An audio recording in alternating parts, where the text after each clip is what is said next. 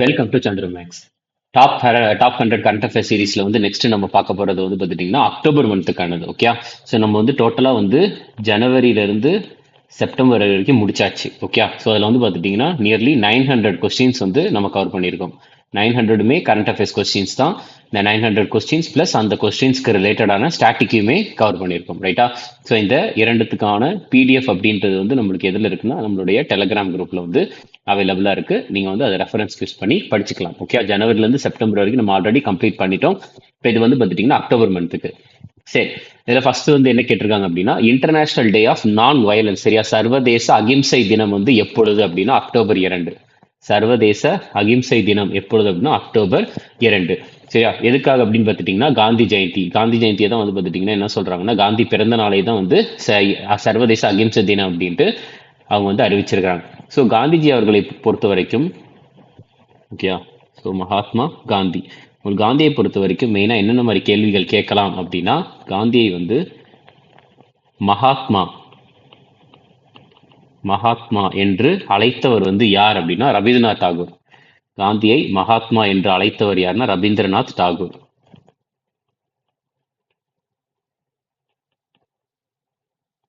அடுத்து காந்தியை வந்து பார்த்துட்டிங்கன்னா தேசத்தின் தந்தை, ஃபாதர் ஆஃப் நேஷன், இந்திய தேசத்தின் தந்தை என்று அழைத்தவர் யாருன்னா சுபாஷ் சந்திர போஸ். யார் அப்படின்னா சுபாஷ் சந்திர போஸ் அவர்கள்.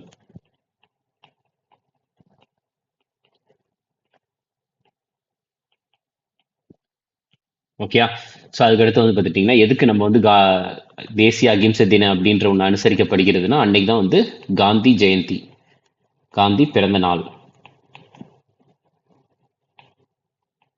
ஓகே, காந்தி ஜெயந்தி.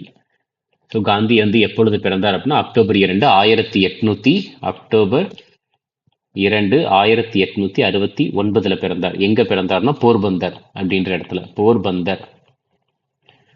போர்பந்தர் எங்க இருக்குதுன்னா குஜராத்ல இருக்கு. போர்பந்தர் குஜராத்ல இருக்குது. ஓகே, சரி, நெக்ஸ்ட் பாருங்க.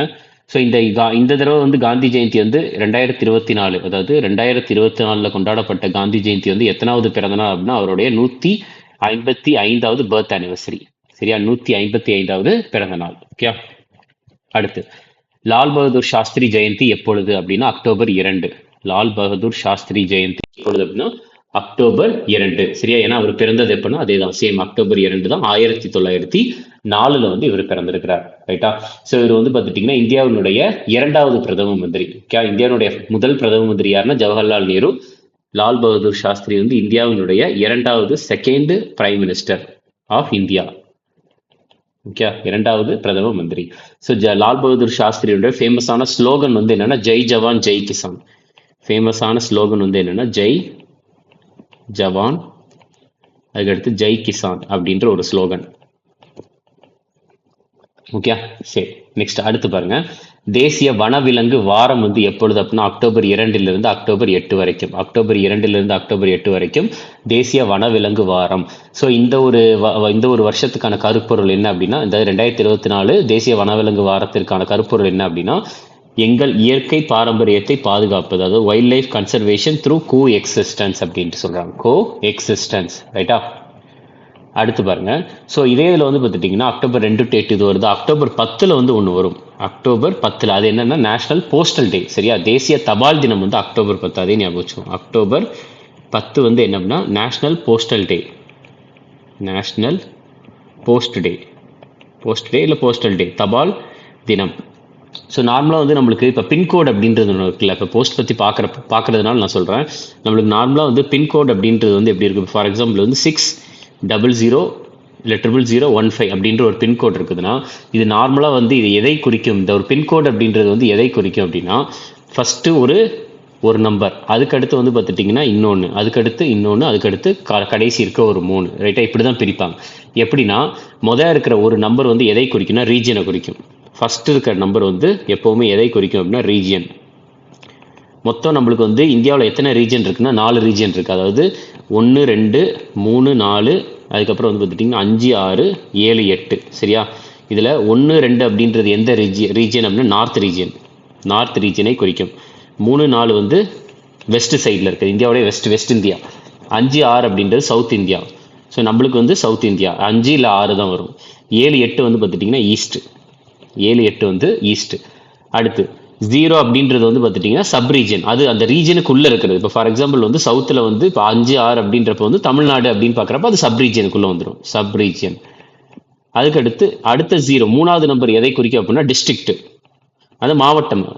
அதாவது சவுத் ரீஜன் அப்படின்றது வந்து இப்போ கேரளா, கர்நாடகா, ஆந்திரா, தமிழ்நாடு எல்லாம் வருதுன்னா அடுத்த நம்பர் 2வது நம்பர் அப்படின்றது தமிழ்நாடு அப்படின்ற மாதிரி வரும். அதுக்கடுத்து 3வது நம்பர் அப்படின்றது தமிழ்நாட்டில் இருக்க மாவட்டத்தை பற்றி வரும், ரைட்டா. அடுத்து கடைசி இருக்க 3 நம்பருமே வந்து பார்த்துட்டிங்கன்னா அந்த மாவட்டத்தில் இருக்கிற ஒரு குறிப்பிட்ட போஸ்ட் ஆஃபீஸ் ரிலேட்டடாக வரும், போஸ்ட் ஆஃபீஸ் ரிலேட்டடாக இருக்கிற நம்பர் தான். ஓகே, ஸோ இதுதான் வந்து பார்த்துட்டிங்கன்னா அந்த போஸ்ட்டுக்கு வந்து பார்த்துட்டிங்கன்னா ஒரு இதாக சொல்லுவாங்க. ஓகே, இதை வந்து ஞாபகம் வச்சுக்கோங்க ஒரு நிமிஷம். ஸோ இதுதான் வந்து அந்த பின்கோடுக்கு வந்து பார்த்துட்டிங்கன்னா ஒரு முக்கியமான எண்ணம். ஓகே, ஸோ ரீஜியன், அதுக்கடுத்து போஸ்ட் ஆஃபீஸ், இதுதான் இந்த மாதிரி தான் வைப்பாங்க. நெக்ஸ்ட் அடுத்த கேள்வி என்ன கேட்டிருக்கிறாங்க அப்படின்னா international day of the girl child, சர்வதேச பெண் குழந்தைகள் தினம் வந்து எப்பொழுது அப்படின்னா இதுக்கான ஆன்சர் அக்டோபர் 11. எப்பொழுது அப்படின்னா அக்டோபர் 11 தான் சர்வதேச பெண் குழந்தைகள் தினம். ஸோ இந்த வருஷத்திற்கான கருப்பொருள் என்ன, கேர்ள்ஸ் விஷன் ஃபார் ஃபியூச்சர், ரைட்டா. இந்த வருஷத்துக்கான கருப்பொருள் என்னன்னா girls vision for future, vision for the future, அதுதான் இந்த வருஷத்துக்கான கருப்பொருள். நெக்ஸ்ட் அடுத்து உலக போலியோ தினம் எப்பொழுது அப்படின்னா அக்டோபர் 24. அடுத்து பாருங்க ஐக்கிய நாடுகள் தினம், யுனைடெட் நேஷன்ஸ் டே எப்பொழுது அப்படின்னா அக்டோபர் 24 தான், அக்டோபர் 24. ஏன்னா அக்டோபர் 24 1945 தான் என்ன உருவாக்கப்பட்டதுன்னா உங்களுக்கு ஐக்கிய நாடுகள் சபை அப்படின்ற ஒன்று உருவாக்கப்பட்டது. ஓகே, யுனைடெட் நேஷன்ஸ் அப்படின்ற ஒன்று உருவாக்கப்பட்டது. அடுத்து தேசிய ஒற்றுமை தினம் அல்லது ராஷ்ட்ரிய ஏக்தா திவாஸ் அப்படின்றது வந்து எப்பொழுது அப்படின்னா அக்டோபர் 31 தான், சரியா. எதுனா நேஷனல் யூனிட்டி, தேசிய ஒற்றுமை தினம். எதுக்காக அப்படின்னு பார்த்துட்டிங்கன்னா உங்களுக்கு சர்தார் வல்லபாய் பட்டேலினுடைய பிறந்தநாளை வந்து கொண்டாடுவது தான் அக்டோபர் 31. இவர் தான் வந்து இந்தியாவினுடைய நேஷனல் யூனிட்டி டே எதுக்கு அப்படின்னு பார்த்துட்டிங்கன்னா சர்தார் வல்லபாய் பட்டேலினுடைய பிறந்தநாள், சர்தார் வல்லபாய் பட்டேல் அவர்களுடைய பிறந்தநாள், ரைட்டா. ஸோ சர்தார் வல்லபாய் பட்டேல் தான் யார் அப்படின்னா இந்தியாவுடைய முதல் துணை பிரதம மந்திரி, India's first deputy prime minister யாருன்னா சர்தார் வல்லபாய் பட்டேல். ஓகே, ஸோ இதில் வந்து இவருக்காக வந்து பார்த்தீங்கன்னா குஜராத்தில் கெவாடியா அப்படின்ற ஒரு இடத்துல வந்து ஸ்டாச்சு ஆஃப் யூனிட்டி அப்படின்ற ஒரு சிலையை வச்சுருக்காங்க. என்ன சிலை அப்படின்னா ஸ்டாச்சு ஆஃப் யூனிட்டி, ஒற்றுமைக்கான சிலை அப்படின்ட்டு சொல்லுவாங்க, ஸ்டாச்சு ஆஃப் யூனிட்டி. இந்த சிலையினுடைய லென்த் எவ்வளோ, அதாவது எத்தனை மீட்டர் உயரம் அப்படின்னா 182 மீட்டர், 182 மீட்டர் உயரமுடையது. ஓகே, அடுத்து பாருங்க. ஸோ அதுக்கடுத்து வந்து இப்போ முக்கியமான அப்பாயின்மெண்ட் எதெல்லாம் அப்படின்னு பார்க்குறோம். ஸோ RINL நிறுவனத்தில் சிஎம்டியாக சீஃப் மேனேஜிங் டைரக்டர் மற்றும் சிஎம்டியாக கூடுதல் பொறுப்பை ஏற்றுக்கொள்பவர் வந்து யார் அப்படின்னு கேட்குறாங்க. இதுக்கான ஆன்சர் அஜித் குமார் சக்சேனா, AK சக்சேனா அப்படின்னு சொல்லுவாங்க, அஜித் குமார் சக்சேனா. அடுத்த கேள்வி பாருங்க, மெக்சிகோவின் முதல் பெண் ஜனாதிபதி யார்? மெக்சிகோவின் முதல் பெண் ஜனாதிபதி யார் அப்படின்னு பார்த்தீங்கன்னா கிளாடியா ஷீன்பாம்.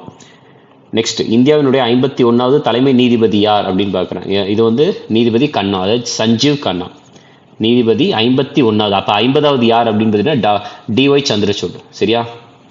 50வது உச்ச நீதிமன்ற தலைமை நீதிபதி யாருன்னா DY சந்திரசூட். 51வது உச்ச நீதிமன்றத்தின் தலைமை நீதிபதி யாருன்னா ஜஸ்டிஸ் சஞ்சீவ் கானா. ஓகே, அடுத்து இந்திய விமான நிலைய ஆணையத்தின் தலைவராக நியமிக்கப்பட்டுள்ளவர் யார் அப்படின்னு கேட்குறாங்க, சரியா. இதுக்கான ஆன்சர் வந்து பார்த்துட்டிங்கன்னா Vipin Kumar. Airport authority of இந்தியாவினுடைய சேர்மன் வந்து யாருன்னா விபின் குமார். அடுத்து 9வது NCW, அதாவது நேஷனல் கமிஷன் ஃபார் உமன், ரைட்டா, பெண்களுக்கான தேசிய ஆணையம். 9வது பெண்களுக்கான தேசிய ஆணையத்தினுடைய தலைவராக வந்து பார்த்துட்டிங்கன்னா நியமிக்கப்பட்டுள்ளவர் யார் அப்படின்னு கேட்குறாங்க. இதுக்கான ஆன்சர் விஜயா கிஷோர் ரக்தகர். அடுத்து உத்கர்ஷ் சிறுநிதி வங்கியின் புதிய தலைவர் வந்து யார் அப்படின்னு கேட்க, பிரவீன்குமார் குப்தா, PK குப்தா அப்படின்னு சொல்லுவாங்க. பிரவீன்குமார் குப்தா தான் உத்கர்ஷ் ஸ்மால் ஃபினான்ஸ் பேங்கினுடைய சேர்மனாக புதுசாக வந்து செலக்ட் ஆகிருக்கிறாரு. அடுத்து சைபர் பாதுகாப்பை ஊக்குவிப்பதற்காக தேசிய தூதராக நியமிக்கப்பட்டவர் யார் அப்படின்னு கேட்குறாங்க. இப்போ நேஷனல் அம்பாசிடராக வந்து ப்ரொமோட் சைபர் சேஃப்டி, ரைட்டாக, யார் அப்படின்னா ராஷ்மிகா மந்தனா. ஆன்சர் என்ன அப்படின்னா ராஷ்மிகா மந்தனா. நெக்ஸ்ட் ALT சுற்றுச்சூழல் திரைப்பட விழா 2024க்கான நடுவராக நியமிக்கப்பட்டவர் யாருன்னா தியா தியா மிர்சா, ரைட்டா? ஸோ ஏஎல்டி சுற்றுச்சூழல் திரைப்பட விழா 2024க்கான நடுவர் ஜூரி, ரைட்டா? எதுக்குன்னா அல்ட் என்விரான்மெண்டல் ஃபிலிம் ஃபெஸ்டிவல், ஏன்னா தியா மிர்சா அவர்கள். நெக்ஸ்ட் அடுத்து டாடா அறக்கட்டளைகளின் தலைவராக நியமிக்கப்பட்டவர், சேர்மன் ஆஃப் டாடா ட்ரஸ்ட் யார் அப்படின்னா நோயல் டாடா, சரியா? நோயல் டாடா. நெக்ஸ்ட் வந்து வேர்ல்டு ஸ்டீல் நிறுவனத்தின் தலைவர் வந்து யார் அப்படின்னு கேட்குறாங்க. தச்சட் விஸ்வநாத் நரேந்திரன், சரியா? டிவி நரேந்திரன் அப்படின்னு சொல்லுவாங்க. தச்சட் விஸ்வநாத் நரேந்திரன். அதுக்கு அடுத்த கேள்வி, பந்தன் வங்கியின் MD, managing director and CEO, chief executive director ஆன சீஃப் எக்ஸிக்யூட்டிவ் ஆஃபீஸராக ஆனது யார் அப்படின்னு கேட்குறாங்க. பிரதீம் செங்குப்தா. பிரதீம் செங்குப்தா அவர்கள் தான். நெக்ஸ்ட் அடுத்து ஆக்சிஸ் வங்கியின் மேனேஜிங் டைரக்டர் மற்றும் சீஃப் எக்ஸிக்யூட்டிவ் ஆஃபீஸராக மீண்டும் நியமிக்கப்பட்டவர் யார் அப்படின்னா அமிதாப் சௌத்ரி அவர்கள் தான். ஹரியானா முதலமைச்சராக பதவி ஏற்றுக்கொண்டவர் யார் அப்படின்னு கேட்குறாங்க. இதுக்கான ஆன்சர் நயாப் சிங் சைனி அவர்கள் தான். அடுத்தது ஜேஎஸ்டபிள்யூ ஸ்போர்ட்ஸில் வந்து கிரிக்கெட் இயக்குநராக நியமிக்கப்பட்டவர், director of cricket at JSW sports யார் அப்படின்னா சௌரவ் கங்குலி அவர்கள். ஓகே, ஸோ இதெல்லாம் முக்கியமான அப்பாயின்மெண்ட்ஸாக இருக்குது. ஓகே, நெக்ஸ்ட் பாருங்க, 54வது தாதா சாஹேப் ஃபால்கே வாழ்நாள் சாதனையாளர் விருது வந்து எந்த மூத்த நடிகருக்கு வந்து வழங்கப்பட்டது அப்படின்னு கேட்குறாங்க. இதுக்கான ஆன்சர் மிதுன் சக்கரவர்த்தி. ரொம்ப ரொம்ப முக்கியமான ஒரு கொஸ்டின், சரியா? மிதுன் சக்கரவர்த்திக்கு அவர்களுக்கு தான் வந்து பார்த்துட்டிங்கன்னா 54வது தாதா சாஹேப் ஃபால்கே வாழ்நாள் சாதனையாளர் விருது வந்து வழங்கப்பட்டது, ரைட்டா? ஸோ நல்லா தெரிஞ்சுக்கோங்க, இந்த தாதா சாஹேப் ஃபால்கே அப்படின்றது வந்து உங்களுக்கு திரைத்துறையில் வந்து வழங்கப்படுற ஒரு உயரிய விருதாக வந்து இது கருதப்படுகிறது, சரியா? ஸோ அதே நேரத்தில் வந்து பார்த்துட்டிங்கன்னா உங்களுக்கு தாதா சாஹேப் இது வந்து 54வது விருதா, கடைசி ஒரு 5 விருதும் ரொம்ப முக்கியம். 53வது யார் வாங்கியிருக்கிறாங்க, 52வது யார் வாங்கியிருக்கிறாங்க, 51வது யார், 50வது யார், முதல் சாதனையாளர் யார் அப்படின்னு பார்க்குறோம், ரைட்டா? ஸோ ஃபஸ்ட்டு வந்து பார்த்தீங்கன்னா அதாவது இதுக்கு போன வருஷம் யார் வாங்கினாங்கன்னா வாஹிதா ரஹ்மான்.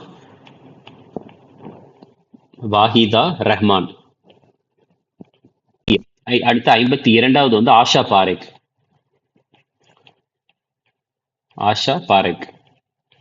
அடுத்து 51வது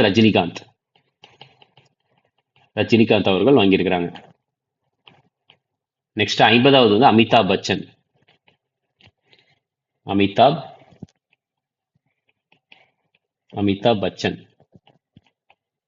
ஓகே, அடுத்து ஃபர்ஸ்ட் இதை வாங்கினது யார் அப்படின்னா தேவிகா ராணி. ஃபர்ஸ்ட் டைம் வந்து தாதா சாஹேப் ஃபால்கே விருது வாங்கியது யார் அப்படின்னா தேவிகா ராணி, சரியா? இது எங்க வச்சு வழங்கியிருக்கிறாங்கன்னா 70வது ஃபிலிம் அவார்ட்ஸ்ல வச்சு தான் இந்த விருதை வந்து வழங்கியிருக்கிறாங்க, ரைட்டா? என்னது 70வது film awards, national film awards.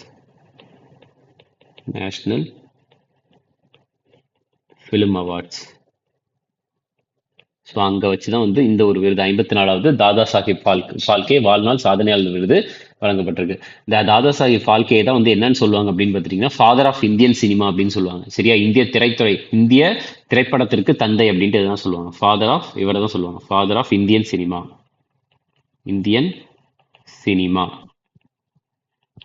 Okay, சரி. நெக்ஸ்ட் பாருங்க, இந்த தாதா சாஹேப் ஃபால்கே தான் வந்து பார்த்துட்டிங்கன்னா இந்தியாவினுடைய முதல் சைலண்ட் ஃபிலிம் எடுத்தவர், சரியா? இந்தியாஸ் ஃபர்ஸ்ட் சைலண்ட் ஃபிலிம் எடுத்தவர் யார் அப்படின்னா தாதா சாஹேப் ஃபால்கே. அந்த படத்தினுடைய பெயர் என்னன்னா ராஜா ஹரிச்சந்திரா.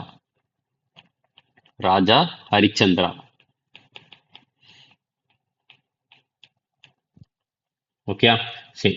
இந்த ஒரு அவார்டுக்கு வந்து எவ்வளவு பரிசு தொகை அப்படின்னா 15 லட்சம். பரிசு தொகை எவ்வளவு அப்படின்னா 15 லட்சம். ஓகே, சரி. அடுத்து பாருங்க, நெக்ஸ்ட், ஏன்னா இந்த ஒரு மாதம் வந்து ரொம்ப ரொம்ப முக்கியம். ஏன்னா இந்த அக்டோபர் மந்த்ல வந்து என்ன கொடுத்துருக்காங்கன்னா நோபல் விருது வந்து கொடுக்கப்பட்டிருக்குது. ஓகே, நோபல் பிரைஸ் அப்படின்றது வந்து பிசியாலஜி, அதாவது மருத்துவத்துறைக்கு, அதுக்கப்புறம் பிசிக்ஸ், கெமிஸ்ட்ரி எல்லாத்துக்குமே கொடுப்பாங்க. நம்ம அதெல்லாம் பார்ப்போம், ரைட்டா? பிசியாலஜி அல்லது மருத்துவத்துறை, உடலியல் அல்லது மருத்துவத்திற்கான நோபல் பரிசை வந்து பார்த்துட்டிங்கன்னா வென்றவர்கள் 2024 யார் அப்படின்னா கேரி ப்ரூஸ் ரோவ்குன். மொத்தம் 2 பேர், சரியா?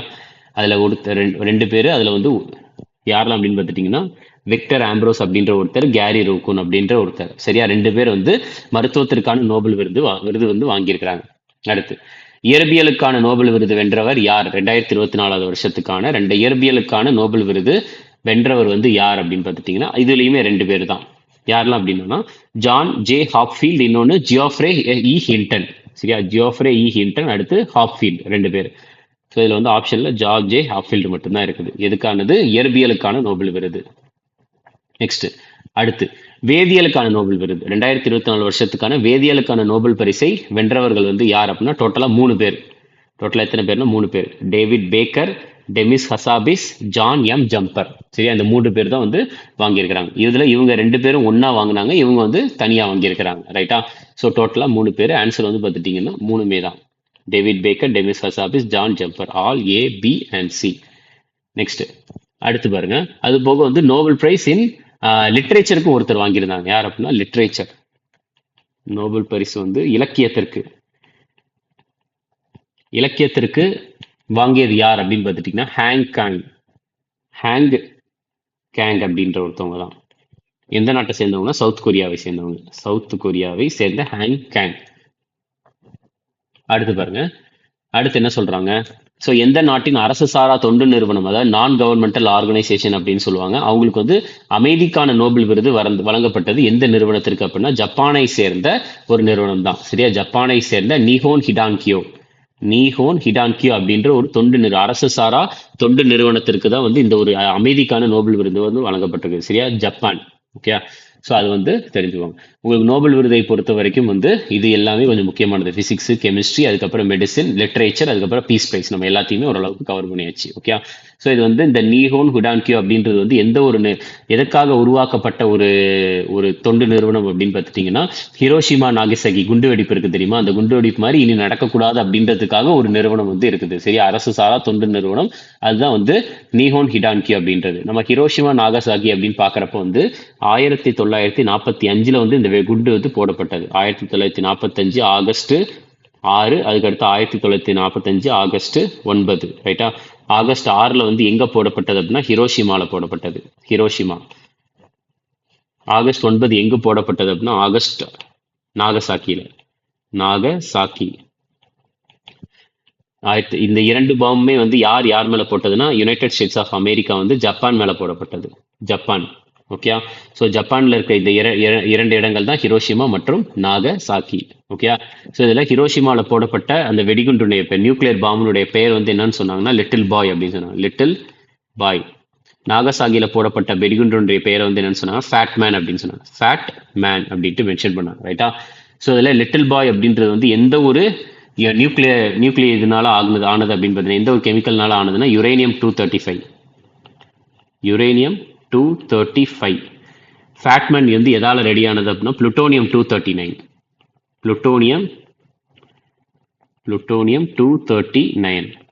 ஓகே, நம்மளுக்கு நியூக்ளியர் பாம்ஸை பொறுத்த 2மே வந்து என்ன அப்படின்னா இந்த லிட்டில் பாய் ஆகட்டும், ஃபேட்மேன் ஆகட்டும், இந்த இரண்டுமே என்னன்னா நியூக்ளியர் பாம்ஸ் தான். Nuclear palms. உங்களுக்கு நியூக்ளியர் இதை பொறுத்த வரைக்கும் வந்து பார்த்துட்டிங்கன்னா 2 நடக்கும். ஒன்று வந்து என்னன்னா ஃபிஷன் அப்படின்ற ஒன்று நடக்கும், இன்னொன்று வந்து என்னன்னா ஃபியூஷன் அப்படின்ற ஒன்று நடக்கும். ஃபியூஷன் உங்களுக்கு இந்த ஒரு அதாவது ஃபிஷன் அப்படின்றது வந்து என்னன்னா ஒரு விஷயம் வந்து 2ஆ பிரிகிறது. ஃபியூஷன் அப்படின்றது 2 விஷயம் வந்து ஒன்றா சேர்றது. ரைட்டா, உங்களுக்கு இந்த ஒரு நியூக்ளியர் பாம்ஸ் ஹிரோஷிமாலையும் நாகசாகிலையும் போடப்பட்டதுல வந்து என்ன நடந்துச்சுன்னா ஃபிஷன், அதாவது ஒரு விஷயமானது 2ஆ பிரியுது, அந்த 2 விஷயம் வந்து இன்னும் 2ஆ பிரியுது. இந்த மாதிரி ரியாக்ஷன் தான் வந்து அந்த ஹிரோஷிமாலையும் நாகசாகிலையும் போடப்பட்ட வெடிகுண்டுல வந்து நடந்த விஷயம். சரியா, ஃபிஷன். என்னது பேர் அப்படின்னா லிட்டில் பாய் அண்ட் ஃபேட்மேன் அப்படின்றது ஞாபகம் வச்சுக்கோங்க. ஓகே, அடுத்து இன்னும் ஒரே ஒரு நோபல் விருது மட்டும்தான் இருக்கு உங்களுக்கு. எதுக்காக அப்படின்னு பார்த்துட்டீங்கன்னா பொருளாதாரத்துக்காக. சரியா, ஆல்ஃபிரட் நோபல் நினைவாக 2024 பொருளாதார அறிவியலுக்கான உங்களுக்கு என்ன சொல்றாங்க அப்படின்னு பார்த்துட்டீங்கன்னா ஸ்வெரஜஸ் ரிக்ஸ் பேங்க் பரிசை வென்றவர் அப்படின்னு கேட்கறாங்க. ரைட்டா, அதாவது பொருளாதாரத்துல நோபல் விருதை தான் வந்து இந்த மாதிரி சொல்றாங்க. ஸோ ஜெயிச்சது வந்து யார் அப்படின்னு பார்த்துட்டீங்கன்னா இதுவுமே வந்து ஒரு 3 பேர் தான். யாரெல்லாம் அப்படின்னா Daron Acemoglu, Simon Johnson, James A Robinson. இந்த 3 பேர் தான் வந்து பார்த்துட்டீங்கன்னா ஜெயிச்சிருக்கிறாங்க. ஆன்சர் வந்து ஆல் ஏபிசி. சரியா, டாரன் அசமோக்லு, அடுத்து சைமன் ஜான்சன், அடுத்து ஜேம்ஸ் ஏ ராபின்சன், 3 பேருமே தான் ஜெயிச்சிருக்கிறாங்க. அடுத்த கேள்வி, 5வது தேசிய நீர் விருதுகளில் வந்து சிறந்த மாநில பிரிவில் முதல் பரிசை சமீபத்தில் பெற்ற மாநிலம் வந்து எது அப்படின்னு கேட்குறாங்க. ஒடிஷா தான். ஒடிஷா 5வது தேசிய நீர் விருதுகள் இருக்குல்ல, 5th நேஷனல் வாட்டர் அவார்ட்ஸ்ல வந்து ஃபர்ஸ்ட் பிரைஸ் வந்து எந்த மாநிலம் ஜெயிச்சிருக்காங்க அப்படின்னா ஒடிஷா தான் ஜெயிச்சிருக்காங்க. அடுத்து IFFSA IFFSA டொராண்டோ திரைப்பட விழாவில் வந்து சிறந்த நடிகருக்கான விருதை வென்றவர் வந்து யார் அப்படின்னு கேட்குறாங்க. இதுக்கான ஆன்சர் வந்து பார்த்துட்டிங்கன்னா பொம்ரான் இரானி. சரியா, பொமான் இரானி இவர் தான் வந்து ஜெயிச்சிருக்கிறாரு. ஓகே, நெக்ஸ்ட் பாருங்க. அடுத்த கேள்வி, ஃபெமினா மிஸ் இந்தியா வேர்ல்டு 2024 பட்டத்தை வென்றவர் யாருன்னா நிகிதா போர்வால். நிகிதா போர்வல். அடுத்து, முன்னாள் இந்திய மல்யுத்த வீரர் சாக்ஷி மாலிக்கின் நினைவு குறிப்பு. ரைட்டா, அதாவது ஃபார்மர் இந்தியன் ரெஸ்லர் சாக்ஷி மாலிக்குடைய மெமாயர் நினைவு குறிப்பு வந்து என்ன அப்படின்னு கேட்குறாங்க. விட்னஸ். மெமாயர் அப்படின்றது அவங்களுடைய ஒரு யோசனைக்கு ஏற்ற மாதிரி வந்து பார்த்துட்டிங்கன்னா அவங்களுடைய வாழ்க்கை வரலாறு வந்து புக்கை எழுதுறது. சரியா, இது வந்து யாரால் எழுதப்பட்டது அப்படின்னா சாக்ஷி மாலிக். ஓகே, நெக்ஸ்ட் அடுத்த கேள்வி பாருங்க. அடுத்து என்ன சொல்றாங்க? ஸோ ஒரு நிமிஷம். ரீசெண்டாக வந்து Mother Mary comes to me என்ற தலைப்பில் வந்து எழுதிய புகழ்பெற்ற இந்திய எழுத்தாளரின் பெயர் வந்து குறிப்பிடுங்க அப்படின்னு கேட்குறாங்க. சரியா, இப்போ ரீசெண்டாக யார் வந்து அவங்களுடைய ஃபர்ஸ்ட் மெமோயர் வந்து அது பேர் என்ன அப்படின்னா Mother Mary comes to me. இந்த புக்கை எழுதுனது யார் அப்படின்னு கேட்குறாங்க. அருந்ததி ராய் அவர்கள். அருந்ததி ராய் அவர்கள். ஸோ இவர் வந்து பார்த்துட்டிங்கன்னா செப்டம்பர் 2022 வந்து அவருடைய தாயும் மற்றும் பெண்கள் உரிமை ஆர்வலருமான மேரி ராய் இறந்ததால் வந்து பார்த்துட்டிங்கன்னா அவர் வந்து இப்படி ஒரு எழுத்தாளராக அவர் வந்து இந்த ஒரு விஷயத்தினால இந்த ஒரு புத்தகம் வந்து அவர் எழுதப்பட்டது. அவர் எப்படி எழுத்தாளராக மாறினார் அப்படின்றதெல்லாம் இந்த புக்ல மென்ஷன் ஆயிருக்கும் அப்படின்னு சொல்லியிருக்கிறாங்க. ரைட்டா, so 1997 the God of small திங்ஸ்க்காக வந்து பூக்கர் பரிசு, இலக்கியத்திற்காக வந்து கொடுக்கப்படுற ஒரு விருதுகளில் வந்து உயரிய விருதாக கருதப்படுகிற பூக்கர் பரிசை வந்து அருந்ததி ராய் அவர்கள் வந்து பெற்றிருக்காங்க. எதுக்காக அப்படின்னா அவருடைய நாவலான தி காட் ஆஃப் ஸ்மால் திங்ஸ் அப்படின்ற நாவலுக்காக. அடுத்து, டாடா சன்ஸ் நிறுவனத்தின் தலைவர் எமிரேட்ஸ் பத்ம விருது பெற்ற ரத்தன் நாவல் டாடா சமீபத்தில் காலமானார். சரியா, அவர் வந்து எந்த மாநிலத்தை சேர்ந்தவர் அப்படின்னு கேட்குறாங்க. மகாராஷ்டிரா. அவர் காலமானதும் இங்கே தான் மகாராஷ்டிரால தான் இறந்து போனார். ரைட்டா, டாடா சன்ஸ் நிறுவனத்தின் தலைவர் எமிரேட்ஸ். சரியா, எமிரேட்ஸ் ஆஃப் டாடா சன்ஸ் அப்படின்னு சொல்லுவாங்க. ஸோ பத்ம விருதும் பெற்றிருக்கிறாரு.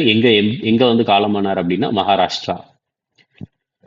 அடுத்த கேள்வி, பத்ம பூஷன் விருது பெற்றவர் அது போக வந்து பார்த்துட்டிங்கன்னா இதய அறுவை சிகிச்சை நிபுணர் அவர் வந்து ரீசெண்டாக இறந்து போனார். அவருடைய பெயர் வந்து என்ன அப்படின்னு கேட்குறாங்க. பனங்கிப்பள்ளி வேணுகோபால். பனங்கிப்பள்ளி வேணுகோபால். ஸோ அவர் வந்து பார்த்துட்டிங்கன்னா இதய அறுவை சிகிச்சை நிபுணர், மிகப்பெரிய ஒரு நிபுணர். ரைட்டா, ஸோ நம்மளுக்கு வந்து பார்த்துட்டிங்கன்னா கார்டியாக் அப்படின்றது வந்து எதை மென்ஷன் பண்ணுதுன்னா ஹார்ட் தான். சரியா, கார்டியாக்னா ஹார்ட். நம்மளுக்கு ஹார்ட்டை பொறுத்த வரைக்கும் நான் ஆல்ரெடி மென்ஷன் பண்ணியிருந்தேன் நம்மளுடைய ப்ரீவியஸ் வீடியோவில். பாலூட்டிகளுக்கு ஹார்ட்ல எத்தனை சேம்பர் இருக்குன்னா 4 சேம்பர் இருக்கும். ரைட்டா, அதுக்கடுத்து மீன்களுக்கு டோட்டலாக எத்தனை சேம்பர் இருக்குன்னா 2 சேம்பர் மட்டும்தான் இருக்கும். இதுவே ஆம்ஃபிபியன்ஸ்க்கு ப்ளஸ் ரெப்டைல்ஸ்க்கு, ஆம்ஃபிபியன்ஸ் அடுத்து ரெப்டைல்ஸ்க்கு இவங்களுக்கு எவ்வளோ இருக்கும் அப்படின்னு பார்த்துட்டிங்கன்னா 3 சேம்பர் இருக்கும். அடுத்து crocodile, முதலைக்கு மட்டும், ஏன்னா crocodile அப்படின்ற ரெப்டைல் கேட்டகரியில தான் வரும். ஆனால் ஒரே ஒரு எக்ஸெப்ஷன் தான், crocodileக்கு மட்டும் எத்தனை சேம்பர் இருக்குன்னா 4 சேம்பர் இருக்கு. இது ரொம்ப முக்கியம். ஒரு சரியா, முதலைகளுக்கு வந்து எத்தனை சேம்பர் ஹார்ட் அப்படின்னா சேம்பர் அப்படின்றது நம்ம சொல்றோம் ஆர்ட்ரிக்கல் வென்ட்ரிக்கல் அப்படின்ட்டு, right atrical right ventricle, left atrical left ventricle அப்படின்னு சொல்றாங்கல்ல. ஸோ அதை தான் வந்து பார்த்துட்டிங்கன்னா ஹார்ட்டோட சேம்பர் அப்படின்னு சொல்லுவாங்க. ஓகே, ஸோ இது வந்து முக்கியமானது. நெக்ஸ்ட், அடுத்து பத்மஸ்ரீ விருது பெற்ற இயற்கை விவசாயி பாப்பம்மாள் வந்து பார்த்துட்டிங்கன்னா காலமானாங்க. அவருக்கு வந்து வயது என்ன அப்படின்னு கேட்குறாங்க. சரியா, அவர் வந்து வயது என்ன அப்படின்னா டோட்டலாக 109. எத்தனை வயது அப்படின்னா 109. ஸோ இவங்களுக்கு வந்து 2021 வந்து பத்மஸ்ரீ விருது இந்திய அரசாங்கம் வந்து வழங்கியிருக்கிறாங்க. அடுத்து, உலக நீதி திட்டம் வெளியிட்டுள்ள சட்டத்தின் ஆட்சி குறியீடு 2024 வந்து இந்தியாவினுடைய தரவரிசை என்ன? உலக நீதி திட்டம் அந்த ஒரு குறியீட்டில் வந்து பார்த்துட்டிங்கன்னா சட்டத்தின் ஆட்சி குறியீட்டில் இந்தியாவினுடைய தரவரிசை என்ன அப்படின்னா இதுக்கான ஆன்சர் 79. ஆன்சர் 79. இதை வந்து ரிலீஸ் பண்ணது யாருன்னா வேர்ல்டு ஜஸ்டிஸ் ப்ராஜெக்ட். அப்போ ஃபர்ஸ்ட் ரேங்க் வந்து யார் அப்படின்னா டென்மார்க். முதல் ரேங்க் வந்து யார் அப்படின்னா டென்மார்க். ரைட்டா, நெக்ஸ்ட். அடுத்தது, முதல் உலகளாவிய இயற்கை பாதுகாப்பு குறியீடு 2024 இந்தியாவினுடைய தரவரிசை. சரியா, இந்தியாவினுடைய தரவரிசை எதுல கேட்குறாங்கன்னா குளோபல் நேச்சர் கன்சர்வேஷன் இண்டெக்ஸ் 2024 என்ன அப்படின்னா 176. 176. Okay, next. டோட்டலாக இதில் எத்தனை நாடுகள் அப்படின்னா 180 நாடுகள். 180 நாடுகளில் வந்து பார்த்துட்டிங்கன்னா இந்தியாவுடைய தரவரிசை அப்படின்றது 176. ரைட்டா, அடுத்து இருக்காது. அப்போ இதில் ஃபர்ஸ்ட் ரேங்க் வந்து யார் அப்படின்னா லக்சம்பர்க்.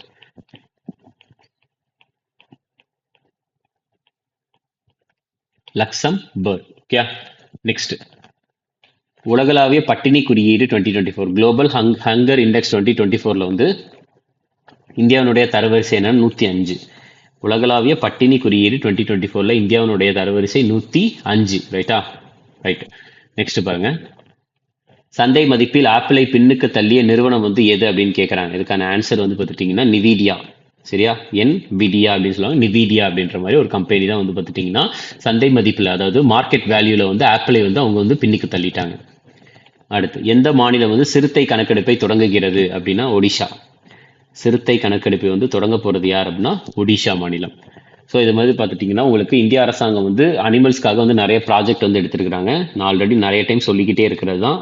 டோட்டலாக வந்து இந்திய அரசாங்கம் ஒரு 3 முக்கியமான ப்ராஜெக்ட் எடுத்திருந்தாங்க. என்ன அப்படின்னா, ஒரு ப்ராஜெக்ட் வந்து ப்ராஜெக்ட் எலிஃபென்ட் அப்படின்ட்டு, இன்னொன்று வந்து பார்த்துட்டிங்கன்னா ப்ராஜெக்ட் டைகர், இன்னொன்று வந்து ப்ராஜெக்ட் ரைனோ. இதில் ப்ராஜெக்ட் எலிஃபென்ட் அப்படின்றது வந்து பார்த்துட்டிங்கன்னா எப்பொழுது லான்ச் பண்ணப்பட்டதுன்னா February 1992.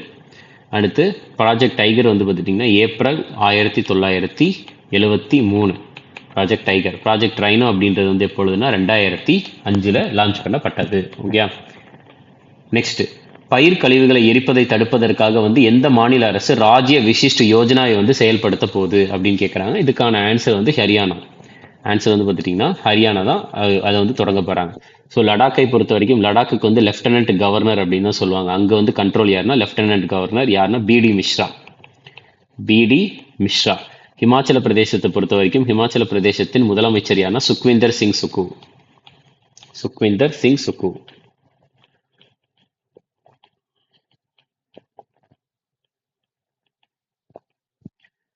ஹரியானாவை பொறுத்த வரைக்கும் ஹரியானாவின் முதலமைச்சர் வந்து நயாப் சிங் சைனி. ஓகே. உத்தரகாண்டின் முதலமைச்சர் என்ன Pushkar Singh Dhami.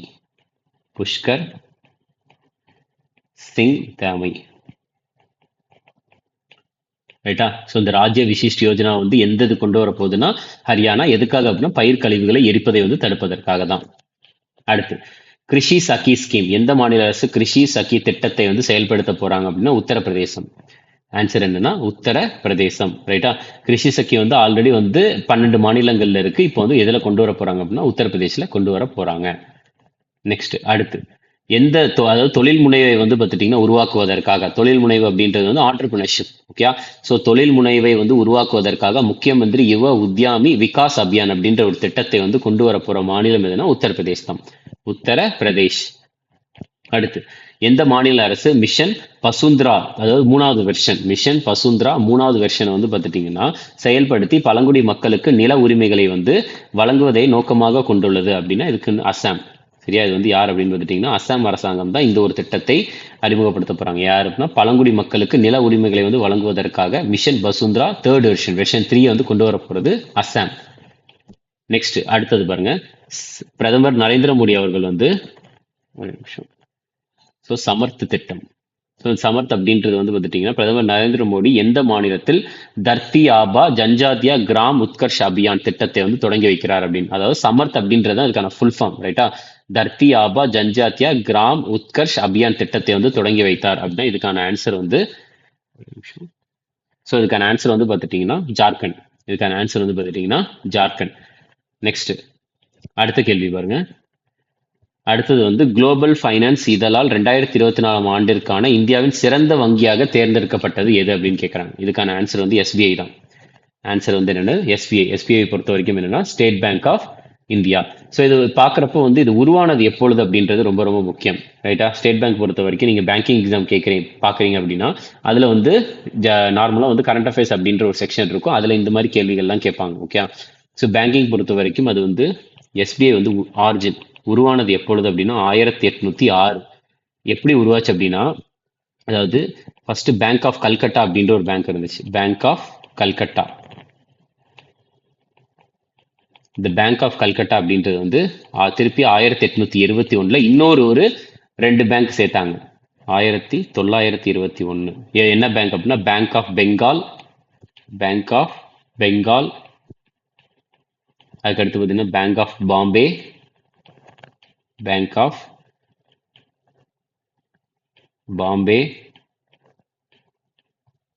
Next Bank of Madras.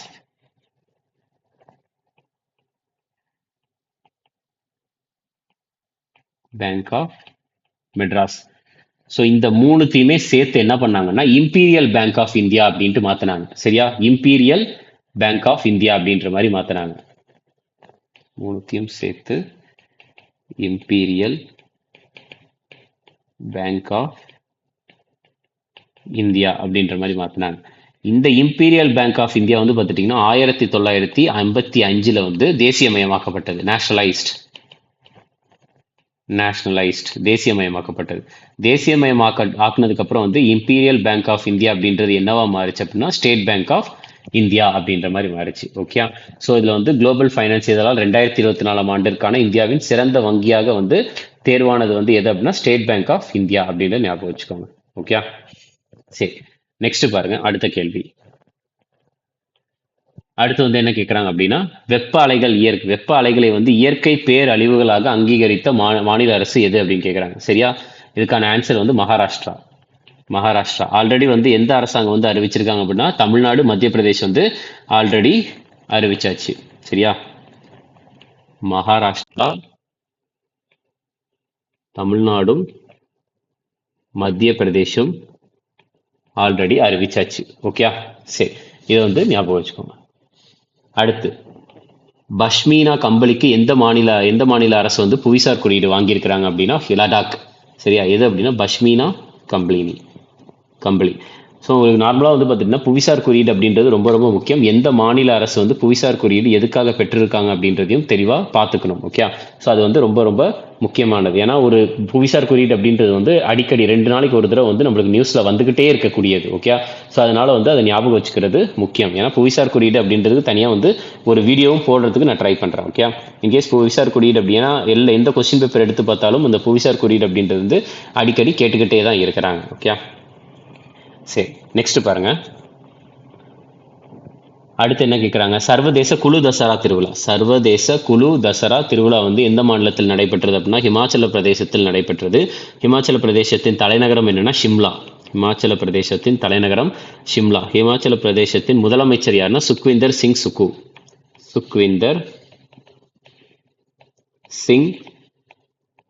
சுக்கு. ஓகே, நெக்ஸ்ட் ஹிமாச்சல பிரதேசத்தின் கவர்னர் வந்து யாருன்னா சிவபிரதாப் சுக்லா.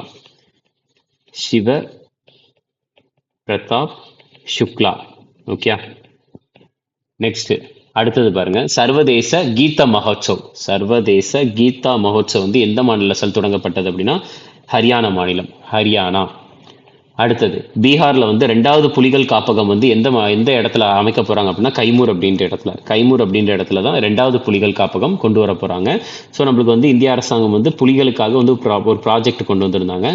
அந்த ப்ராஜெக்ட் வந்து எப்பொழுது எஸ்டாப்ளிஷ் உருவாக்கப்பட்டதுன்னா ஏப்ரல் 1, 1973 வந்து உருவாக்கப்பட்டது. சரியா, ஸோ பீகார் வந்து 2வது டைகர் ரிசர்வ் எங்க கொண்டு வர போறாங்கன்னா கைமூர்ல வந்து கொண்டு வர போறாங்க.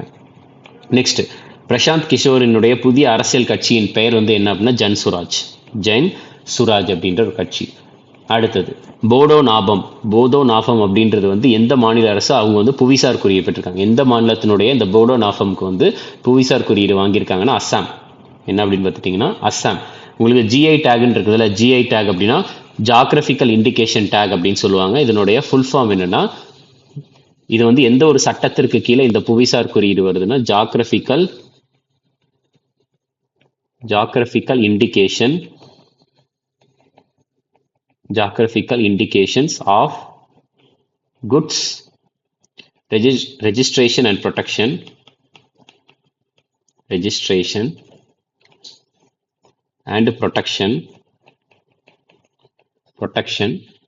Act 1999 இந்த ஒரு சட்டத்திற்கு கீழே தான் வருது. இந்த புவிசார் குறியீடு எந்த ஒரு துறை கொடுக்குதுன்னா ஜிஐ ரெஜிஸ்ட்ரி அப்படின்ற ஒரு துறை தான், ஜியோகிராஃபிக்கல் இண்டிகேஷன் ரெஜிஸ்ட்ரி அப்படின்னு சொல்லுவாங்க. இந்த ஜிஐ ரெஜிஸ்ட்ரியினுடைய ஹெட் குவார்ட்டர்ஸ் எங்க இருக்குன்னா சென்னையில தான் இருக்கு.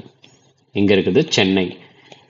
ஓகே, திருப்பி நெக்ஸ்ட் அடுத்த கேள்வி பாருங்க. கார்த்தி பிஹு அப்படின்றது எந்த மாநிலத்தில் கொண்டாடப்படும் திருவிழா அப்படின்னா அஸ்ஸாம். எங்க கொண்டாடப்படும் அப்படின்னா அஸ்ஸாம். உங்களுக்கு பிஹுவை பொறுத்த வரைக்கும் அஸ்ஸாம்ல வந்து ஒரு 3 வகையான பிஹு இருக்குது. சரியா, ஸோ உங்களுக்கு ஒரு 3 வகையான பிஹு இருக்குது. அது பேர் என்ன அப்படின்னு பார்த்துட்டீங்கன்னா ஃபர்ஸ்ட் காட்டி பிஹு, அதுக்கு அடுத்து வந்து மாக்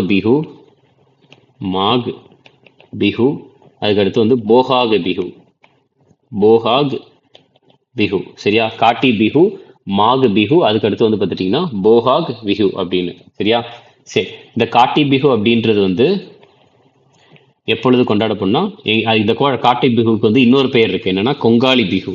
இது வந்து நிறைய டைம் எக்ஸாம்ல கேட்டிருக்காங்க. மாக் பிஹுக்கு இன்னொரு பேர் என்ன, போகாக் பிஹுக்கு இன்னொரு பேர் என்ன அப்படின்ட்டு. ஸோ இப்போ காட்டி பிஹுக்கு இன்னொரு பேர் என்னன்னா கொங்காளி பிஹு, கொங்காளி பிஹு. மாக் பிஹுக்கு வந்து போகாளி பிஹு, போகாளி பிஹு. அடுத்து போகாக் பிஹுக்கு வந்து ரங்காளி பிஹு, ரங்காளி பிஹு அப்படின்றது தான் இதுக்கு பெயர். ரைட்டா, நெக்ஸ்ட் அடுத்த கேள்வி. போக்குவரத்து விதிமீறல்களை வந்து கண்காணிப்பதற்காக எந்த மாநில அரசு சிட்டிசன் சென்டினல் பயன்பாட்டை வந்து கொண்டு வந்தது? சிட்டிசன் சென்டினல் ஆப், அந்த ஒரு செயல்பாட்டை கொண்டு வந்து, செயலியை கொண்டு வந்தது யார் அப்படின்னா கேரளா. அடுத்து இந்தியாவினுடைய முதல் ஆக்சிஜன் பறவை பூங்காவை திறந்து வைத்தவர் யார் அப்படின்னா நிதின் கட்காரி. யார் அப்படின்னா Nitin Gadkari. India's first oxygen bird park. ரைட்டா, அடுத்து இந்தியாவில் வந்து எத்தனை செம்மொழிகள் இருக்குது? அதாவது கிளாசிக்கல் லாங்குவேஜ் வந்து டோட்டலாக இந்தியாவில் வந்து எத்தனை இருக்குது அப்படின்னா 11 இருக்குது. ஸோ ஃபஸ்ட்டு எவ்வளோ இருந்துச்சுன்னா 6 தான் இருந்துச்சு. ஆனால் அதுக்கடுத்து வந்து என்ன பண்ணியிருக்காங்க, ஒரு 5 தான் வந்து எக்ஸ்ட்ரா ஆட் பண்ணியிருக்கிறாங்க. சரியா, ஸோ டோட்டலாக இந்தியாவில் வந்து எத்தனை கிளாசிக்கல் லாங்குவேஜஸ் அப்படின்னா, ஃபஸ்ட்டு நம்மளுக்கு முதல் கிளாசிக்கல் லாங்குவேஜ் 2004 ஆட் பண்ணாங்க. ரைட்டா, அது என்ன அப்படின்னா தமிழ். தமிழ் 2004 ஆட் பண்ணாங்க. அதுக்கடுத்து 2005 சமஸ்கிருதம், 2005 வந்து பார்த்துட்டிங்கன்னா சமஸ்கிருத மொழி, சான்ஸ்கிரிட். அடுத்து 2008 வந்து கன்னடா, 2008 கன்னட மொழி. அடுத்து 2008 தெலுங்கு,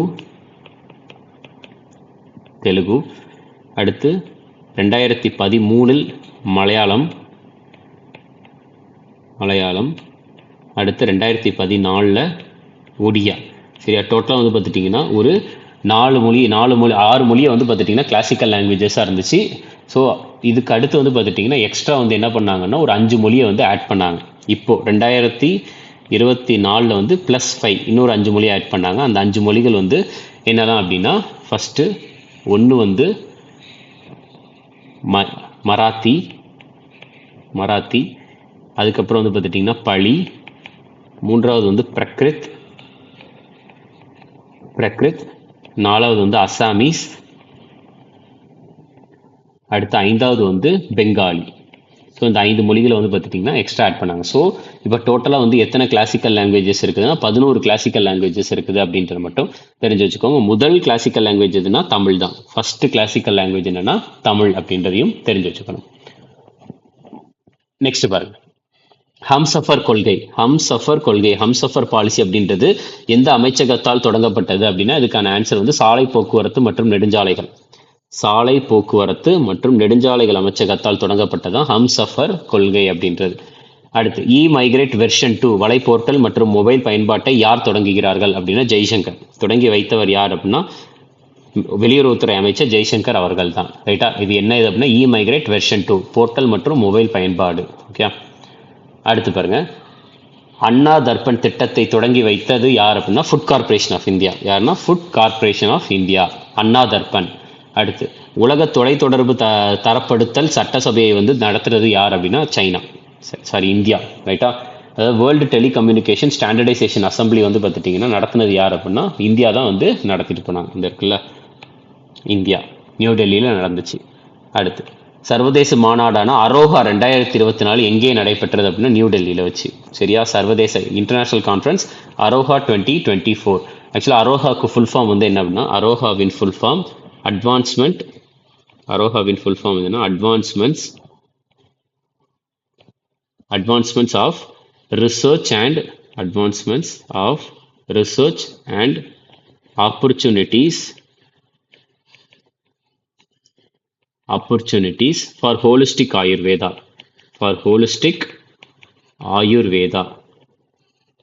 இதான் வந்து பார்த்துட்டிங்கன்னா அரோஹாவினுடைய ஃபுல் ஃபார்ம்.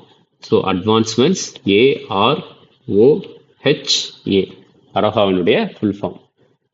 நெக்ஸ்ட், அரசு ஊழியர்களின் திறன் மேம்பாட்டிற்காக கர்மயோகி சப்தா அப்படின்ற ஒரு திட்டத்தை வந்து தொடங்கி வைத்தவர் யாருன்னா பிரதம மந்திரி நரேந்திர மோடி அவர்கள். சரியா, பிரதம மந்திரி நரேந்திர மோடி அவர்கள் தான் வந்து கர்மயோகி சப்தா அரசு ஊழியர்களின் திறன் மேம்பாட்டிற்காக தொடங்கி வச்சிருக்கிறார். நெக்ஸ்ட், அடுத்த கேள்வி வந்து முதல் உயிரி உற்பத்தி நிறுவனம் வந்து பார்த்துட்டிங்கன்னா என்ன, பிரிக் நாபி எங்கே தொடங்கப்பட்டது அப்படின்னு கேட்குறாங்க. பிரிக் அப்படின்றது வந்து பார்த்துட்டிங்கன்னா பிரிக் நாபி அப்படின்றது வந்து எங்கே தொடங்கப்பட்டிருக்குன்னா பஞ்சாப்ல இருக்க மொஹாலியில் தான். மொஹாலி எங்கே இருக்குது? பஞ்சாப். ஓகே, இந்தியாவினுடைய முதல் உயிரி, அதாவது India's first bio manufacturing institute BRIC NABI அப்படின்றது தொடங்கி வைத்தது யார் அப்படின்னு பார்த்துட்டிங்க. தொடங்கி எங்கே வச்சு தொடங்கி வச்சிருக்காங்க அப்படின்னா பஞ்சாப்ல இருக்க மொஹாலியில் வச்சு. ரைட்டா? சரி, நெக்ஸ்ட் பாருங்க. அடுத்தது டிஸ்லெக்சியா. சரியா? டிஸ்லெக்சியாக்காக வந்து பார்த்துட்டிங்கன்னா விழிப்புணர்வை ஏற்படுத்துவதற்காக இந்தியாவில் வந்து ஒரு பிரச்சாரமானது தொடங்கப்பட்டிருக்கு. அந்த பிரச்சாரத்தின் பெயர் என்ன அப்படின்னு கேட்குறாங்க. டிஸ்லெக்சியா பற்றிய விழிப்புணர்வை ஏற்படுத்துவதற்காக இந்தியாவில் தொடங்கப்பட்ட பிரச்சாரத்தின் பெயர் act for dyslexia. Act for dyslexia அப்படின்ட்டு. ரைட்டா? அடுத்த கேள்வி. ஸோ சர்வதேச மருத்துவ சாதன கட்டுப்பாட்டாளர்கள் மன்றத்தில் IMDRF அப்படின்னு சொல்றாங்க. அதாவது international medical device regulators forum. அது வந்து பார்த்துட்டிங்கன்னா எந்த அமைப்பு சமீபத்தில் இணைந்த உறுப்பினர் பொறுப்பு பெற்றுள்ளது அப்படின்னா அந்த இதுதான் வந்து அவங்க வந்து அங்கீகரிச்சிருக்காங்க. எதை அப்படின்னா central drug standard control organisation, மத்திய மருந்துகள் நிலையான கட்டுப்பாட்டு அமைப்பு. ஓகே, நெக்ஸ்ட் உலக பொருளாதார மன்றம், வேர்ல்டு எக்கானமிக் ஃபாரம் மற்றும் அதில் இருக்கிற குளோபல் லைட் ஹவுஸ் நெட்ஒர்க்கில் வந்து பார்த்தீங்கன்னா உறுப்பினராக சேர்ந்த இந்திய நிறுவனம் வந்து எது அப்படின்னு கேட்குறாங்க. இதுக்கான ஆன்சர் வந்து பார்த்தீங்கன்னா Jubilant Ingrevia limited. Jubilant Ingrevia limited தான் என்ன பண்ணியிருக்கிறாங்கன்னா அந்த global lighthouse network, world economic ஃபோரம்க்கு கீழே இருக்கிற குளோபல் லைட் ஹவுஸ் நெட்ஒர்க்கில் வந்து மெம்பராக வந்து சேர்ந்திருக்காங்க. சேர்ந்த நிறுவனம் வந்து என்னன்னா, சேர்ந்த இந்திய நிறுவனம் என்னன்னா ஜூபிலண்ட் இன்கிரேவியா லிமிடெட். அடுத்தது தென்கிழக்கு ஆசியாவிலேயே ஒரே பாலின திருமணத்தை அங்கீகரித்த நாடு வந்து எது அப்படின்னு கேட்குறாங்க. ஆன்சர் வந்து தாய்லாந்து. ஆன்சர் வந்து தாய்லாந்து. தாய்லாந்தின் தலைநகரம் என்னன்னா பேங்காக். தாய்லாந்தின் தலைநகரம் பேங்காக். சிங்கப்பூரின் தலைநகரம் வந்து சிங்கப்பூர் சிட்டி தான். Singapore city. வியட்நாமின் தலைநகரம் வந்து ஹனோய். ஹனோய். அடுத்து இந்தோனேஷியாவின் தலைநகரம் வந்து ஜகார்த்தா. இந்தோனேஷியாவின் தலைநகரம் ஜகார்த்தா. ஓகே, அடுத்தது பாருங்க. பசிபிக் பெருங்கடலிலிருந்து கண்டம் விட்டு கண்டம் பாயும் ஏவுகணை T-41 சோதனை நடத்திய நாடு வந்து எது அப்படின்னா சைனா தான். சைனா தான் வந்து பார்த்துட்டிங்கன்னா சோதனை செஞ்சிருக்கிறாங்க. இதில் சீனாவினுடைய கேபிட்டல் என்னன்னா பெய்ஜிங். சீனாவின் கேபிட்டல் பெய்ஜிங். ஜப்பானின் தலைநகரம் வந்து டோக்கியோ. ஆஸ்திரேலியாவின் தலைநகரம் கேன்பரா. ஆஸ்திரேலியாவின் தலைநகரம் கேன்பரா. ஓகே, அடுத்து ஆசிய வளர்ச்சி வங்கியில் 69வது உறுப்பினராக இணைந்த நாடு வந்து என்னன்னா இஸ்ரேல். சரியா? இஸ்ரேல் தான் சேர்ந்திருக்கிறாங்க. எதுல அப்படின்னா ஏசியன் டெவலப்மெண்ட் பேங்க். ஆசிய வளர்ச்சி வங்கி. ஏசியன் டெவலப்மெண்ட் பேங்கை பொறுத்த வரைக்கும் இது வந்து உருவானது எப்பொழுது அப்படின்னா 1966 உருவானது. இதனுடைய தலைமையகம் எங்க இருக்குதுன்னா மணிலால இருக்கு. மணிலா எங்க இருக்குதுன்னா பிலிப்பைன்ஸுடைய தலைநகரமான மணிலா, பிலிப்பைன்ஸ்ல தான் இருக்குது. ஓகே, அதுக்கடுத்து இந்த ஆசிய வளர்ச்சி வங்கியினுடைய தலைவர் யார் அப்படின்னு பார்த்துட்டீங்கன்னா மசாட் சுகு அசாகாவா. தலைவர் வந்து யாருன்னா மசாட் சுகு அசாகாவா. அசாகாவா அப்படிதான் வந்து தலைவர். நெக்ஸ்ட் அடுத்தது பாருங்க. சார்க் மாநாடு 2024 எந்த நாட்டில் நடந்தது அப்படின்னா பங்களாதேஷ்ல தான் நடந்துச்சு. பங்களாதேஷ். இதுல பங்களாதேஷின் தலைநகரம் வந்து தாக்கா. ஆப்கானிஸ்தானின் தலைநகரம் வந்து காபுல். காபுல். பூட்டானின் தலைநகரம் வந்து திம்பு. திம்பு. அதுக்கப்புறம் வந்துட்டு திம்பு. பாகிஸ்தானின் தலைநகரம் இஸ்லாமாபாத்.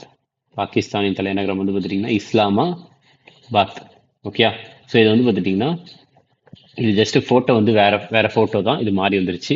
ஸோ சார்க்கை பொறுத்த வரைக்கும் சார்க்கினுடைய ஃபுல் ஃபார்ம் வந்து என்ன சொல்லுவாங்கன்னா South Asian association for regional cooperation அப்படின்னு சொல்லுவாங்க. ஃபுல் ஃபார்ம் வந்து என்னன்னா South Asian association for regional cooperation. For regional cooperation. இதுதான் வந்து பார்த்துட்டிங்கன்னா சார்க்கினுடைய ஃபுல் ஃபார்ம். இந்த சார்க்கினுடைய South Asian association for regional கோஆப்ரேஷனுடைய தலைமையகம் வந்து எங்க இருக்குன்னா காத்மண்டுல இருக்கு. ஹெட் குவார்ட்டர்ஸ் காத்மண்டுல இருக்குது.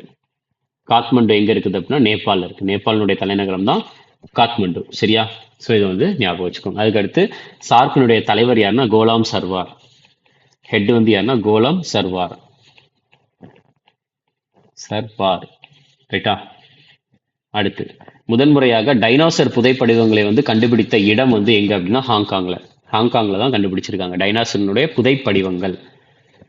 அடுத்து ஆசியான் 2025 மாநாட்டை வந்து நடத்தும் நாடு வந்து எது அப்படின்னு கேட்குறாங்க. மலேசியா.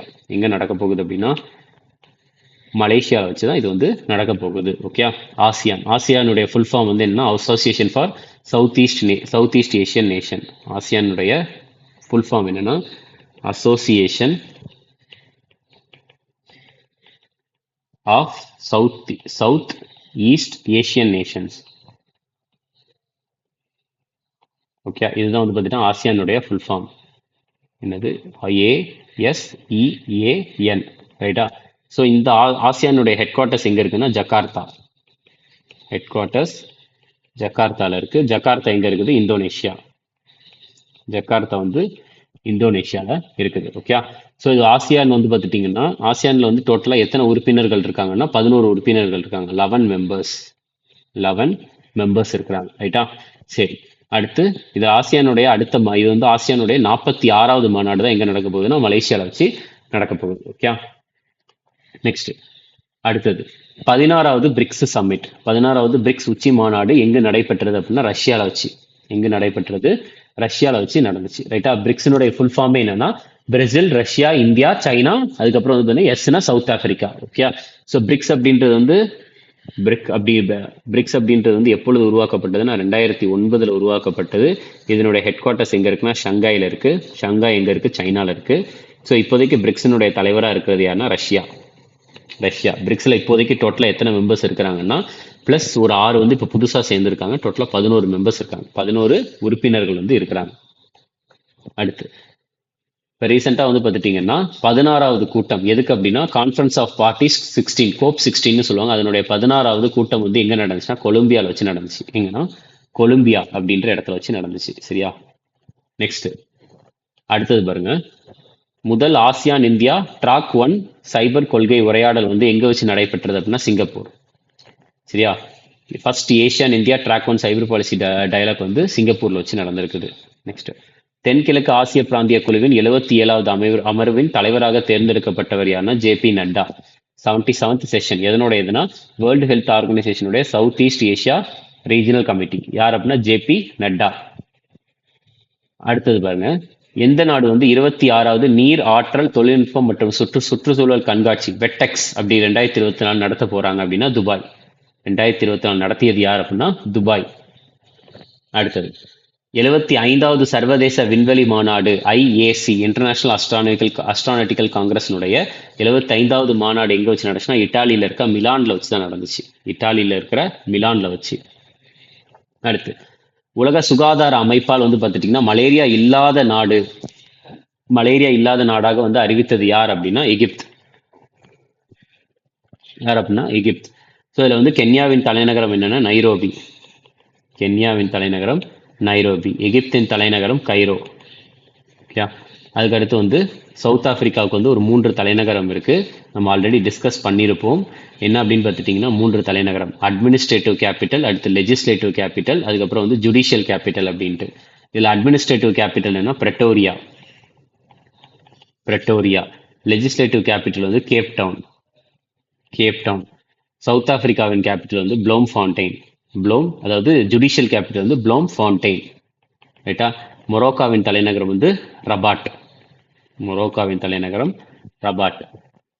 அடுத்து வந்து பாருங்க, செப்டம்பர் 2024 முதல் நவம்பர் 25, 2024 வரை வந்து பார்த்துட்டிங்கன்னா பூமியை சுற்றி வரும் தற்காலிக மினி நிலவின் பெயர் வந்து என்ன வச்சிருந்தாங்க அப்படின்னா 2024 PT5 அப்படின்ட்டு. 2024 PT5.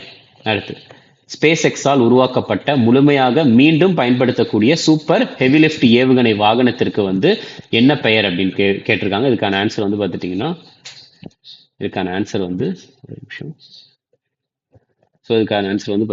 Loop Starship. இதுக்கு வந்து பார்த்துட்டிங்கன்னா ஸ்டார்ஷிப் அப்படின்ட்டு சொல்லியிருக்காங்க, ரைட்டா? Fully reusable super heavy lift launch vehicle அப்படின்ட்டு மென்ஷன் பண்ணியிருக்கிறாங்க. ஓகே, ஸோ இது வந்து ஸ்பேஸ் ரிலேட்டடாக ஒரு சில முக்கியமானது. அடுத்து பாருங்க, நெக்ஸ்ட் வேற என்ன அப்படின்னா சரி, அடுத்த கேள்வி, இந்தியா கசகஸ்தான் கூட்டு ராணுவ பயிற்சி காஸ் இந்த 2024 எந்த மாநிலத்தில் நடைபெற்றது அப்படின்னா இதுக்கான ஆன்சர் உத்தரகாண்ட். சரியா? வந்து ஜார்க்கண்ட் கிடையாது, உத்தரகாண்ட்ல வச்சுதான் இது வந்து நடந்துச்சு. உத்தரகாண்ட். அடுத்து இந்தோ பசிபிக் பிராந்திய உரையாடல் ஐபிஆர்டி அப்படின்னு சொல்றாங்க. ஐபிஆர்டி, இந்த ஐபிஆர்டி டயலாக் வந்து எங்க வச்சு நடைபெற்றது அப்படின்னா நியூ டெல்லியில வச்சு நடந்துச்சு. நெக்ஸ்ட், இந்தியாவும் எந்த நாடும் கோவா கடற்கரையில் நசீம் அல் பஹர் கூட்டு கடல் பயிற்சியை வந்து நடத்தியது அப்படின்னா ஓமன். சரியா, ஓமன். இந்தியாவும் ஓமனு தான் நடந்துச்சு. ஸோ இந்தியாவுக்கும் ஓமனுக்கும் வேற இன்னொரு எக்ஸசைஸ் இருக்கு. என்ன அப்படின்னா அல் நஜா அப்படின்ற ஒரு எக்ஸசைஸ். சரியா, அல் நஜா இது இந்த இரண்டுமே வந்து இந்தியா மற்றும் ஓமனுக்கு தான். ரைட்டா, அது போக இன்னொரு எக்ஸசைஸும் இருக்குது. அது என்ன எக்ஸசைஸ் அப்படின்னா eastern bridge exercise, eastern bridge. ரைட்டா, ஸோ அப்ப அல் நசீம் அல் பஹர், அல் நஜா, அடுத்து ஈஸ்டர்ன் பிரிட்ஜ், இந்த மூணுமே வந்து இந்தியா மற்றும் ஓமன் இணைந்து நடத்த ஒரு எக்ஸசைஸ் தான். ஓகே. அடுத்தது, சிங்கப்பூர் இந்தியா கடல்சார் இருதரப்பு பயிற்சி, சிம்பெக்ஸ் அப்படின்னு சொல்லுவாங்க. Singapore India maritime bilateral exercise. அதனுடைய 31வது பதிப்பு வந்து எங்க வச்சு நடைபெற்றது அப்படின்னா விசாகப்பட்டினத்தை வச்சு தான் நடந்துச்சு. விசாகப்பட்டினம். ரைட்டா. ஸோ இந்தியன் நேவிக்கு வந்து பார்த்துட்டீங்கன்னா டோட்டலா எத்தனை கமாண்ட் இருக்கு அப்படின்னு கேட்டாங்கன்னா 3 கமாண்ட் இருக்கு. என்னன்னா வெஸ்டர்ன் நேவல்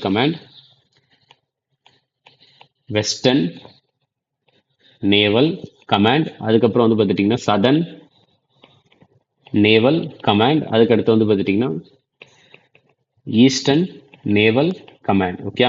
ஸோ இதில் வந்து ஹெட் குவார்ட்டர்ஸ் எங்கே இருக்குது அப்படின்னு கேட்குறாங்க. அப்படின்னா இதில் வந்து வெஸ்டர்ன் நேவல் கமாண்டோடைய ஹெட் குவார்ட்டர்ஸ் வந்து மும்பை, சதர்ன் நேவல் கமாண்டினுடைய headquarters Cochin, eastern naval கமாண்டினுடைய ஹெட் குவார்ட்டர்ஸ் விசாகப்பட்டினம். ஓகே, இதெல்லாம் இந்திய கடற்படைக்கு. ரைட்டா. நெக்ஸ்ட், அடுத்தது, யூரோ நாவல் 2024 எங்க வச்சு நடைபெற்றது அப்படின்னா பாரிஸ். அடுத்து, சமர்த்தக் பல்நோக்கு கப்பல் திட்டத்தின் கீழே வந்து பார்த்துட்டிங்கன்னா முதல் கப்பல் வந்து தொடங்கப்பட்டிருக்கு. ஸோ அதை வந்து பார்த்துட்டிங்கன்னா அது வந்து எந்த இடத்துல வச்சு லான்ச் பண்ணியிருக்காங்க அப்படின்னா காட்டுப்பள்ளி ஷிப்யார்ட். காட்டுப்பள்ளி ஷிப்யார்டில் தான் வந்து சமர்த்தக் அப்படின்ற ஒரு பல்நோக்கு கப்பல் திட்டத்திற்கு கீழ் முதல் கப்பல் வந்து தொடங்கப்பட்டது. எங்கன்னா காட்டுப்பள்ளி ஷிப்யார்ட். அடுத்து, குடிமை தற்காப்பு மற்றும் ஊர்காவல் படையினருக்கான 14வது அகில இந்திய மாநாடு எங்கு நடைபெற்றது அப்படின்னா குஜராத். சரியா, அதாவது 14th all India conference on civil defence and home cards. அடுத்து, SAFF. சரியா, SAFF அண்டர் 17 சாம்பியன்ஷிப் பட்டத்தை பெற இந்தியா எந்த நாட்டை வந்து இந்தியா தோற்கடித்து வந்து இவங்க வந்து SAFF, அதாவது சவுத் ஏஷியன் ஃபுட்பால் ஃபெடரேஷன் அப்படின்னு சொல்லுவாங்க. SAFF பொறுத்த வரைக்கும் சவுத் ஏஷியன் ஃபுட்பால் ஃபெடரேஷன் அப்படி சொல்லுவாங்க. ஸோ இதை அண்டர் 17 இந்தியா யாரை தோற்கடிச்சாங்க அப்படின்னா பங்களாதேஷை தோற்கடித்து இந்தியா வந்து ஜெயிச்சிருக்கிறாங்க. அடுத்து பாருங்க, உத்தரப்பிரதேச மாநிலம் லக்னோவில் உள்ள பாரத ரத்னா அடல் பிஹாரி வாஜ்பாய் ஏக்கனா ஸ்டேடியத்தில் வந்து 61வது இரானி கோப்பையை வந்து நடந்துச்சு. அது ஃபைனல்ல வந்து ஜெயிச்ச அணி வந்து எது அப்படின்னு கேட்குறாங்க. சரியா, 61வது இரானி கோப்பையை வென்ற அணி வந்து என்னன்னா மும்பை கிரிக்கெட் டீம். யார் அப்படின்னா மும்பை கிரிக்கெட் டீம் தான் ஜெயிச்சிருக்கிறாங்க. அடுத்து, பெண்கள் ஆசிய சாம்பியன்ஸ் டிராஃபி 2024 சின்னத்தின் பெயர் வந்து என்ன அப்படிங்கிற குடியா. என்ன அப்படின்னா குடியா. ரைட்டா. இந்த ஷேனிஷி அப்படின்றது வந்து எந்த நாட்டு ஷேனிஷி அப்படின்றது வந்து எதனுடைய சின்னம் அப்படின்னா கேலோ இந்தியா வின்டர் கேம்ஸ் 2024 சின்னம். கேலோ இந்தியா வின்டர் கேம்ஸ் 2024 சின்னம். ஷேனிஷி அப்படின்றது வந்து எதை குறிக்கும் அப்படின்னா பனி சிறுத்தை, ஸ்னோ லெப்போர்டை குறிக்கக்கூடியது. அதை குறிக்கக்கூடியது. ரைட்டா. அதுக்கடுத்து அஷ்டலட்சுமி அப்படின்றது எதனுடைய சின்னம் அப்படின்னா கேலோ இந்தியா யூனிவர்சிட்டி கேம்ஸ் 2024 குறிக்கிறது. 2024. ஃபிர்கிஸ் அப்படின்றது வந்து எதனுடைய சின்னம் அப்படின்னா பாரிஸ் 2024 ஒலிம்பிக்ஸ்.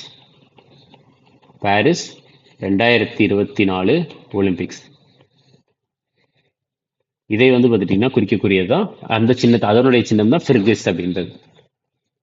அடுத்த கேள்வி பாருங்க, 27வது சர்வதேச டேபிள் டென்னிஸ் கூட்டமைப்பு ITTF இன்டர்நேஷனல் டேபிள் டென்னிஸ் ஃபெடரேஷனுடைய 27வது மேட்ச், அதை என்ன சொல்றாங்கன்னா ஆசிய டேபிள் டென்னிஸ் சாம்பியன்ஷிப்ல வந்து பார்த்துட்டீங்கன்னா இது எங்க நடைபெற்றது அப்படின்னு கேட்கறாங்க. இது கசகஸ்தானின் தலைநகரமான அஸ்தானால வச்சு நடைபெற்றது. ஓகே. அடுத்தது, 2025ஆம் ஆண்டு கொக்கோ உலக கோப்பை எந்த நாட்டில் நடத்த உள்ளது அப்படின்னா இந்தியா. எங்க வச்சு நடத்த போறாங்கன்னா இந்தியா தான் 2025 கொக்கோ உலக கோப்பை வந்து நடத்த போறாங்க. அடுத்த கேள்வி, சர்வதேச துப்பாக்கி சுடுதல் விளையாட்டு கூட்டமைப்பு ISSF international shooting sport federation அதனுடைய உலகக்கோப்பை இறுதி துப்பாக்கி அல்லது பிஸ்டல் இல்ல ஷாட்கன் 2024 எங்க நடைபெற்றது அப்படின்னு கேட்கறாங்க. இதுக்கான ஆன்சர் வந்து அதனுடைய ஃபைனல் வந்து எங்க வச்சு நடந்துச்சு அப்படின்னா இந்தியாவுடைய தலைநகரமான டெல்லியில வச்சுதான் நடந்துச்சு. நெக்ஸ்ட், அடுத்தது வந்து பாத்தீங்கன்னா 2024 மகளிர் 2020 உலக கோப்பையை வந்து எந்த அணி வென்றது அப்படின்னா நியூசிலாந்து தான் ஜெயிச்சிருக்காங்க. சரியா? 2024 உமன்ஸ் T20 இன்டர்நேஷனல் ஜெயிச்சது யாருன்னா நியூசிலாந்து. அடுத்து 2024 வாதிம் ரோசன்டைன் செஸ் மாஸ்டர்ஸ் கோப்பையை வந்து சமீபத்தில் வென்றவர் யாருன்னா அர்ஜுன் எரிகாசி தான் ஜெயிச்சிருக்கிறார். அடுத்த கேள்வி, மெக்சிகோ சிட்டி கிராண்ட் பிரிக்ஸ் 2024 வென்றவர் வந்து யார் அப்படின்னா Carlos Sainz. Mexico City Grand Prix 20 இது வந்து கார் ரேஸ். சரியா? ஜெயிச்சது யார் அப்படின்னா கார்லோஸ் சைன்ஸ். அடுத்தது 2025 வந்து பார்த்தீங்கன்னா முதல் சர்வதேச இ ஸ்போர்ட்ஸ் சாம்பியன்ஷிப் வந்து யார் நடத்த போறாங்க அப்படின்னு கேட்குறாங்க. சரியா? அதாவது இ ஸ்போர்ட்ஸ் சாம்பியன்ஷிப் வந்து நடத்த போறது யார் அப்படின்னா இந்தியா. சரியா? இங்க யார் நடத்த போறாங்கன்னா இந்தியா தான் நடத்த போறாங்க. ஃபர்ஸ்ட் இன்டர்நேஷனல் இ ஸ்போர்ட்ஸ். நெக்ஸ்ட் அடுத்தது பாருங்க, 27வது ஆல் இந்தியா 27வது அகில இந்திய வன விளையாட்டு போட்டி வந்து எங்க வச்சு நடைபெற்றது அப்படின்னா ராய்ப்பூர்.